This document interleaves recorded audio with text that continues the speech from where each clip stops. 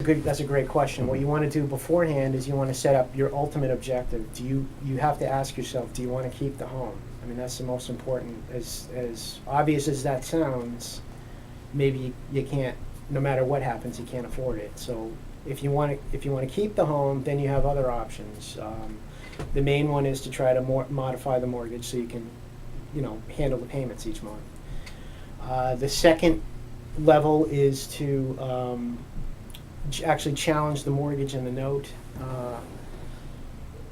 And one of the things you want to do when you do something like that is have what's called a forensic loan audit. And what happens is an individual goes through your loan to look for improprieties, irregularities.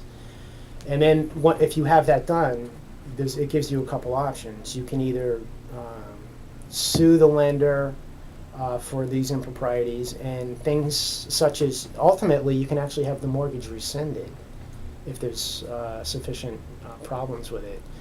But more than likely, you can use those things to use as leverage against the lender to give you a better deal.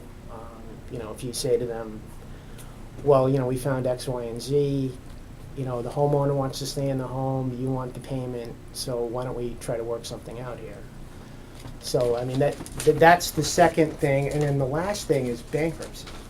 Those would probably be your three main categories if you're going to keep the home. Mm-hmm. And those are broad areas. I mean, there's a lot of gray area in between that. And with what's coming out this week and in the next month, depending on what the president announces, there's also a bankruptcy reform in the process, which is called a cram down.